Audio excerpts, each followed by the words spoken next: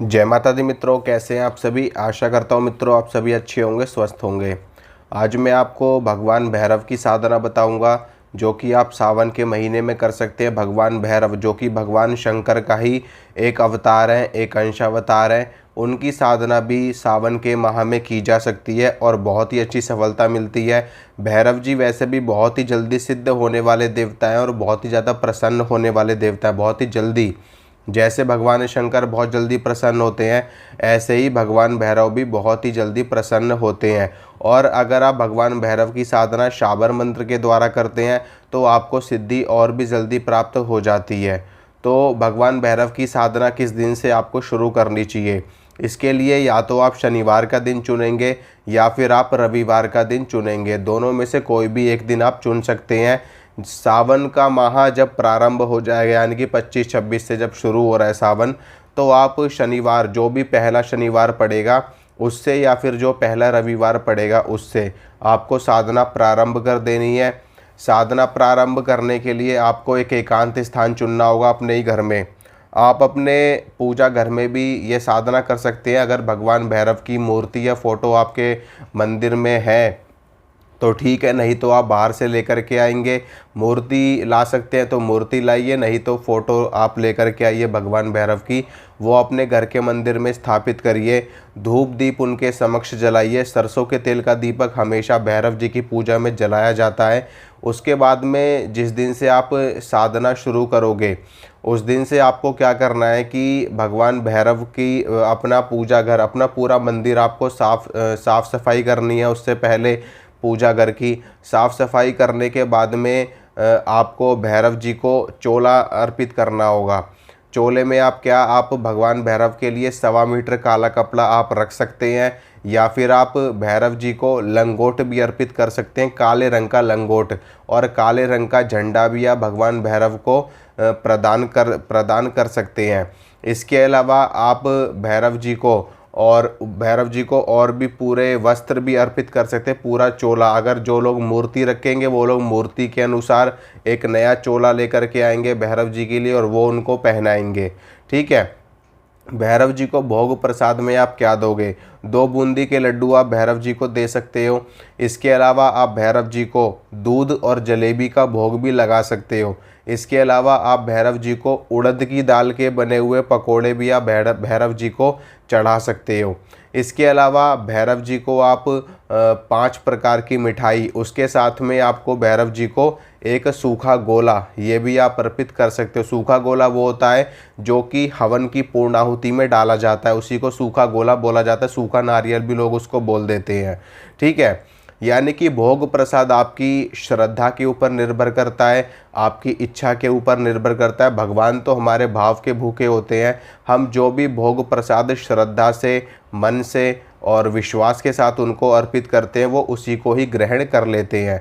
ठीक है। तो भोग प्रसाद आप भैरव जी को अपनी श्रद्धा के अनुसार अर्पित कीजिए, और वस्त्र इत्यादि भी, चोला इत्यादि भी अपनी श्रद्धा के अनुसार आप उनको अर्पित कर सकते हो। विशेष रूप से जो मेन चीज़ होती है, मेन होता है हमारा मंत्र। ठीक है। हमारा मंत्र मेन होता है, हमारा आसन, हमारी दिशा, हमने दीपक किस प्रकार का प्रज्वलित किया है, इन सभी चीज़ों को मुख्य रूप से देखा जाता है साधना काल में। सबसे पहले आपको स्नान करके शुद्ध वस्त्र धारण कर लेने हैं। वस्त्र आप किसी भी कलर के धारण कर सकते हैं, पीला, लाल, काला, जो भी आपको अच्छा लगे वो आप वस्त्र पहन सकते हैं। उसके बाद में अपने मंदिर में आकर के आपको पवित्रीकरण करना है, शुद्धिकरण करना है। जैसे कि मंत्र मैंने कई बार बताया वीडियोज़ में, ओम अपवित्रः पवित्रो वा सर्वावस्थां गतोऽपि वा यः स्मरेत पुंडरीकाक्षं सा बाह्यभ्यन्तरः शुचिः अतिनीलघनश्यामं नलिनायतलोचनं स्मरामि पुंडरीकाक्षं तेन स्नातो भवाम्यहम्।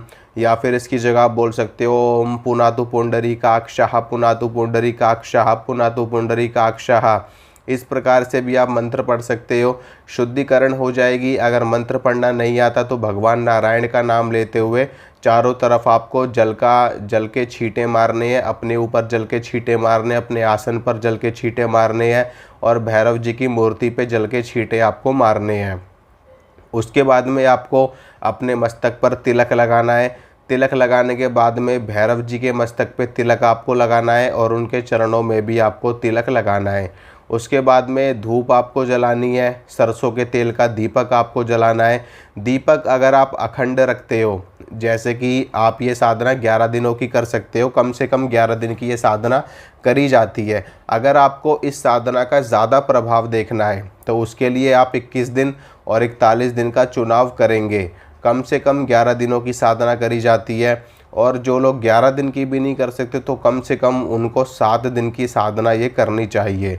ठीक है, तो साधना का ज़्यादा प्रभाव देखना है, अच्छा प्रभाव देखना है, अच्छी सिद्धि चाहिए आपको, तो उसके लिए 21 दिन या 41 दिन की साधना पूरी जो पूरा एक प्रॉपर अनुष्ठान माना जाता है वो 41 दिनों का माना जाता है, तो ये आपको करना पड़ता है। लेकिन फिर भी आप 11 दिनों में भी अच्छे अनुभव प्राप्त कर सकते हो। तो अखंड दीपक आपको रखना है सरसों के तेल का, और भैरव जी को जो भी चीज़ें आप अर्पित कर सकते हो वो सब आपको अर्पित करना है। सूखा गोला चढ़ाना है उनको, 1.25 मीटर काला कपड़ा चढ़ाना है, और भोग प्रसाद उनको अच्छे से अच्छा आपको नित्य प्रति लगाना है। जो वस्त्र इत्यादि चोला है जो, वो तो सिर्फ पहले दिन चढ़ाया जाएगा। उसके बाद में आपको भोग प्रसाद रोज़ 11 दिनों तक आपको अलग अलग भोग भैरव जी को लगाना है। अगर आपका सामर्थ्य नहीं है अलग अलग भोग लगाने का, तो आप जो भी आपके पास में बूंदी के लड्डू हैं उनको आप रख लो ला करके, वो आप रोज़ 2 बूंदी के लड्डू भैरव जी को चढ़ाओ, और साथ में आप चुनौरी, मिश्री और जो मीठी वाली खील आती है वो भी आप भैरव जी को चढ़ा सकते हो, बताशे आप चढ़ा सकते हो। तो इस प्रकार से आप अपनी व्यवस्था देख लेना। ठीक है, अब सबसे पहले आपको संकल्प लेना पड़ेगा। संकल्प आपको लेना है, मेरा नाम ये है, मेरा पिताजी का नाम ये है, मेरा गोत्र ये है, मैं भगवान भैरव की साधना करने जा रहा हूँ, मेरी ये मनोकामना है। अपनी मनोकामना आपको ज़रूर बोलनी है। अगर कोई शत्रु बाधा है, कोई शत्रु आपको परेशान कर रहे हैं, तो अपने शत्रु का नाम बोल करके आपको ये अनुष्ठान करना है, आपके शत्रुओं का विनाश हो जाएगा। ठीक है, आर्थिक स्थिति खराब है तो उसके लिए आपको बोल करके अनुष्ठान करना है, और भी कोई दिक्कत है तो उसके लिए आपको बोल करके अनुष्ठान करना है, संकल्प लेना है। ठीक है, संकल्प ही मुख्य माना जाता है। संकल्प क्या होता है कि आपको और आपके इष्ट को, आपके आराध्य को जोड़ देता है कि किस भावना से, किस कामना से आप उनकी आराधना कर रहे हो। उसके बाद में भैरव चालीसा का आपको पाठ करना है। ठीक है, भैरव चालीसा आपको पढ़नी है, और फिर उसके बाद में आपको जो भगवान गणेश को प्रणाम करना है, अपने गुरु महाराज को प्रणाम करना है, भगवान शंकर को प्रणाम करना है, माँ भगवती जगदम्बा को आपको प्रणाम करना है। सभी देवी देवताओं को प्रणाम करने के बाद में सभी से आज्ञा लेकर के, सभी से प्रार्थना करके कि आपकी साधना सफल हो, भैरव जी की कृपा आपके ऊपर बने। भैरव जी से आपको प्रार्थना करनी है, उनसे अपनी इच्छा बोलनी है, उनसे आपको जो भी गलतियाँ अब तक हुई है उसके लिए क्षमा मांगनी है। फिर आपको माला का जाप करना है। मंत्र आपको बता देता हूँ, मंत्र सुनिए। भैरव भैरव उचके, भैरव कूदे, भैरव शोर मचावे, मेरा कहना ना करे तो कालिका का पूत ना कहावे, शब्द साचा पिंड काचा, फुरो मंत्र ईश्वरो वाचा। ये मंत्र है, आप वीडियो को पॉज करके देख लेना, रिवर्स करके देख लेना।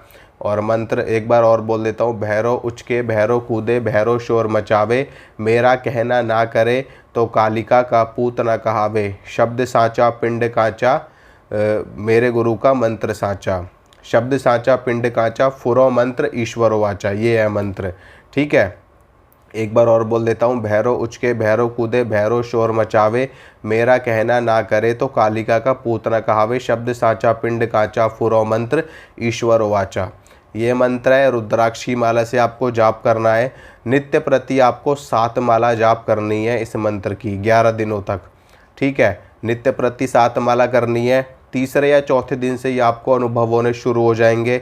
इसमें एक चीज़ का ध्यान और रखना है, अगर आप अखंड दीपक लगा रहे हैं तो जहाँ पर आप दीपक लगाएंगे वहीं पर आपको भूमि शयन करना पड़ेगा, और आपको सात्विक भोजन बिल्कुल लेना, बगैर प्याज लहसुन का भोजन आपको लेना है, सात्विक रहेगा। और भोजन ऐसा भी ना हो कि सुबह का पका हुआ भोजन है आप रात्रि काल में ले रहे हैं, तो भोजन भी ताज़ा पका हुआ होना चाहिए, और आपको 3-4 घंटे के अंदर अंदर भोजन को ग्रहण कर लेना है, क्योंकि 3 घंटे के बाद का भोजन तामसिक बन जाता है। ठीक है, और फलाहार आप ले सकते हो, सात्विक भोजन आपको लेना है, भूमि शयन करना है, ब्रह्मचर्य का पालन करना है, और आपको अगर अगर अगर किसी कारणवश आपको बाहर जाना पड़ता है, बाहर तो अगर आप ना जाओ तो बहुत ही ज़्यादा अच्छा है, क्योंकि साधना खंडित होने का चांस रहता है। अगर आप अखंड दीपक लगाओगे तो आपको तो बाहर जाना ही नहीं है बिल्कुल भी। अगर नहीं लगाते तो आप बाहर जा सकते हो, लेकिन बाहर भी जाओगे तो बहुत ही शुद्धता के साथ, किसी से आपको ज़्यादा लड़ाई झगड़ा नहीं करना है, किसी से हाथ नहीं मिलाना है, किसी को आपको स्पर्श नहीं करना है, क्योंकि आप साधना काल में हो और सामने वाला व्यक्ति किस अवस्था में है आपको नहीं पता। ठीक है, तो इस प्रकार से अपनी साधना पे अगर आप पूरे फोकस के साथ करोगे तो निश्चित रूप से आपको सिद्धि प्राप्त होगी। भैरव जी के आपको दर्शन हो सकते हैं, या फिर आपको सपने में उनके दर्शन हो सकते हैं। भैरव जी की सवारी जो कि कुत्ते, तो कुत्तों के भी दर्शन आपको हो सकते हैं, उनकी आवाज़ें आपको रात को सुनाई दे सकती हैं। इस प्रकार की तमाम चीज़ें आपको अनुभव में आएंगी। भैरव जी के दूत, भैरव जी के गण, इन सभी का आगमन भी आपके पास आना जाना होता रहेगा, तो आपको किसी भी प्रकार से डरना नहीं है, किसी भी प्रकार से घबराना नहीं है। ये सभी भैरव जी के सेवक होते हैं जो आपकी परीक्षा लेने के लिए आते हैं और ये देखने के लिए आते हैं कि आपकी साधना कैसी चल रही है, आप पूरे मन से साधना कर रहे हैं या नहीं कर रहे। तो ये सारी चीज़ें वो देखने के लिए आते हैं और फिर देख करके भैरव जी को सूचना देते हैं कि बाबा इस प्रकार से आपका भक्त है, आपकी साधना कर रहा है और सच्चे मन से कर रहा है, आपको उनको दर्शन देने के लिए जाना चाहिए। तो भैरव जी के ही भेजे हुए दूत होते हैं, गण होते हैं। ठीक है, तो आपको घबराना नहीं है, अपनी साधना करनी है मन से, निश्चित रूप से आपको अवश्य सिद्धि प्राप्त होगी। तो आशा करता हूँ मित्रों, जो जानकारी मैंने आपको दी है आपको अच्छी लगी होगी। इसी प्रकार की जानकारी मैं आपको देता रहूँगा। मिलूँगा आपसे अगली वीडियो में। जय माता रानी की।